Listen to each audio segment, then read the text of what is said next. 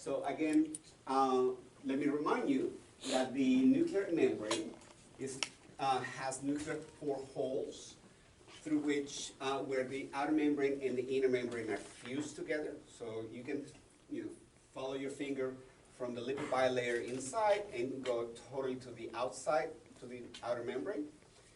And these nuclear pores are going to be plugged, if you will, by the nuclear pore complex, the proteins of the nuclear pore complex. And somehow, this is going to be plugged in such a way that proteins all the way up to about 50 kilodaltons can get across, and anything larger than that is going to have a signal. All right? So some idea would be, well, maybe there's something like a sieve in there that has huge holes to allow for the passage, right? So in my mind, the culmination of this, and I don't know why this is not in your textbook yet, because this was done in 2007. Where were you in 2007? Elementary school? Yes, all right. So came out this paper, amazing paper, that I hope this plays.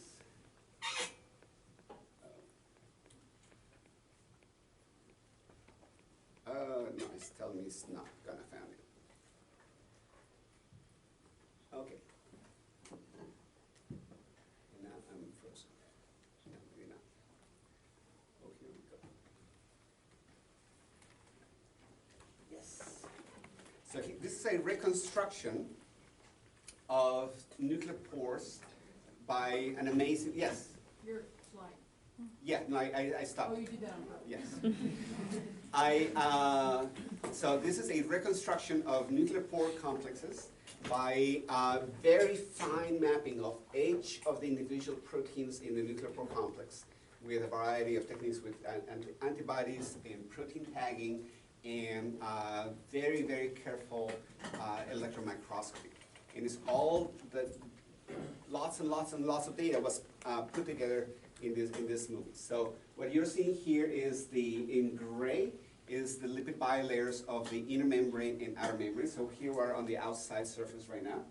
And in blue right there, you see all the proteins forming the nuclear pore complex.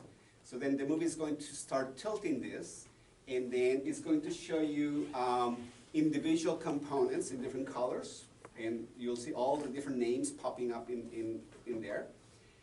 And then pay attention to a fuzzy green thing that is going to show in there, all right? That fuzzy thing is going to be super important. So outer membrane, inner membrane in there, and then we're doing cutaway, color coding, all the different protein components, 456 proteins in yeast, in the yeast nuclear pore complex. NSP1, there's nuclear pore in 60, nuclear pore in 1, nuclear pore in 145, etc. Right? See, the membranes are fused, the outside, and look at that green stuff. Green fuzzy stuff, and there's a big hole. All right? That was called the unstructured FG repeat region. So what is that? So we'll see that in a moment. But that green stuff is the key to understanding how the nuclear pore complex works. And it's almost like magic, but it's better than that, because what that stuff is a gel.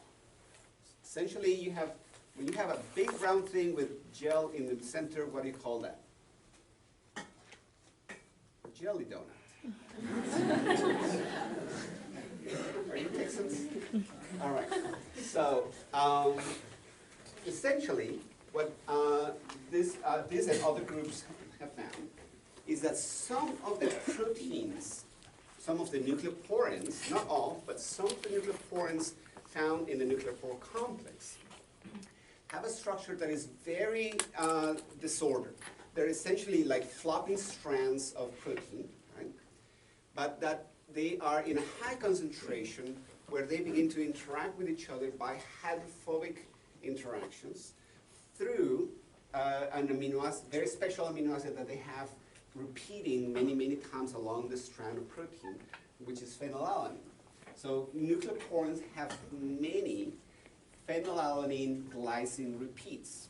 So you have phenylalanine glycine, and then, I don't know, alanine, arginine, whatever, and then another FG, blah, blah, blah, blah, another FG, many, many FGs repeated along the length of the polypeptide. And this is a polypeptide that is extended like that, like strands, but all of the phenylalanines begin to pair with each other, forming like snaps between proteins that hold them together by hydrophobic interactions. And that cross-linking caused by the hydrophobic interactions is going to give the collection of FG repeat proteins enough strength, just like you find in a gel. When you make Jell-O, what you're doing is you're denaturing gelatin proteins, and then by extending them, they begin to bind to each other exactly like this by hydrophobic interactions, and then they form a solid when you cool it down. So it's essentially the same thing. So you have Jell-O in your inner cores. Isn't that amazing?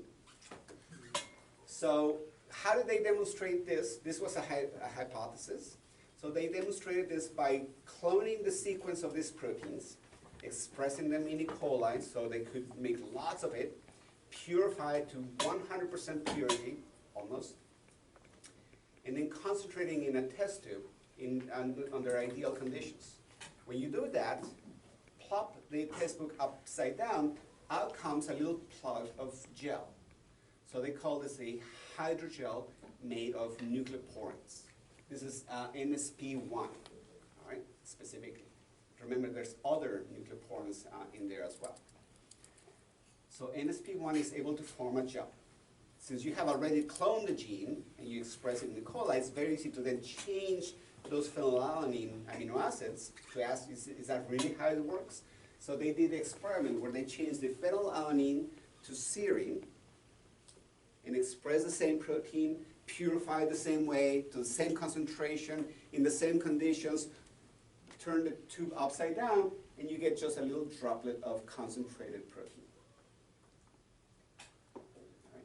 So this experiment showed unequivocally that the interaction between those phenylalanines in those extended protein structures allows you to form a gel.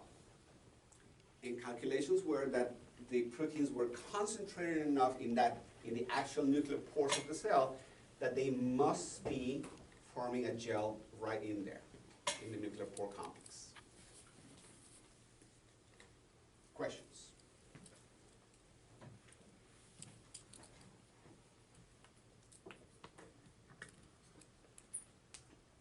Yes?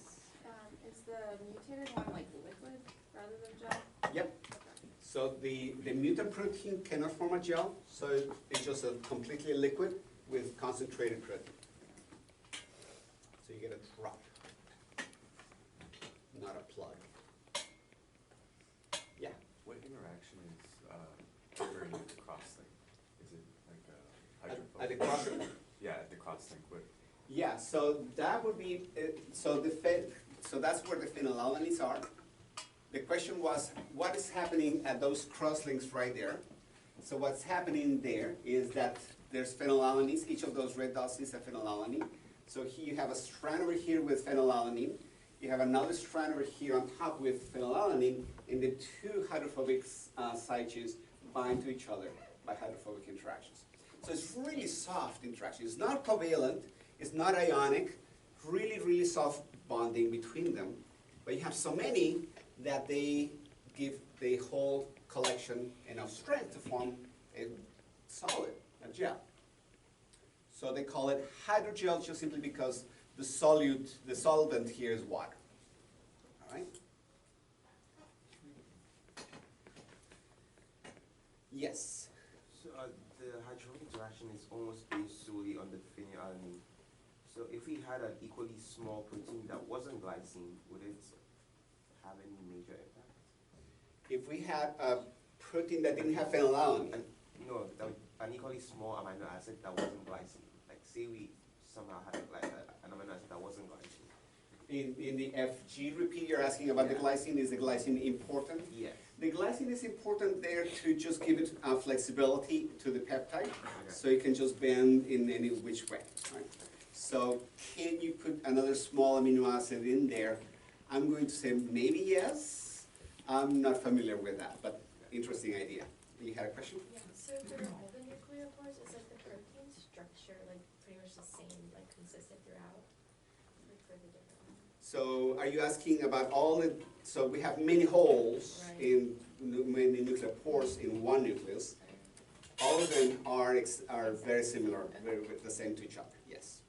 So yeah, that's important actually. One nucleus has not just one nuclear pore, but it has many, many nuclear pores on its surface. And of course, you know, a small nucleus like these would have few. A big nucleus in some mammalian cell might have many more nuclear pores. And I'm making that up, I'm assuming that's true, Arlen. All right, good. All right. So, all right, let's take a minute break. Let me go back to this slide over here. So, we know then that we have the outer membrane and inner membrane fused, making this gapping hole that then is stabilized by many proteins, some of which are anchoring transmembrane proteins that are firmly anchored onto this bilayer, and recruit other proteins to form a solid. This is not a fluffy stuff. This is a very solid structure. And then towards the interior, we're going to have a jelly stuff. The reconstruction I show you in the movie shows that there's a big gapping hole in the center. That gapping hole in the center, if you measure the diameter and you calculate the size of a 50 kilodalton protein, you would notice, you would correlate that there's enough space there, open space, not filled with anything other than water, for the proteins to go right across by diffusion. So there's a hole big enough for proteins, small proteins to go right across. Right? There's just a ring of hydrogel surrounding that hole. It's not 100% blocked. All right? That's important to notice. So if you have a small protein with signal or no signal, doesn't matter, it'll just go in and out of the nucleus by diffusion. Anything bigger has to then squeeze through that hydrogel, has to make, push that hydrogel, squeeze through to make it to the other way, all right? So how does that hydrogel allow for proteins to go from one side to the other? That's what we need to understand now. And we're going to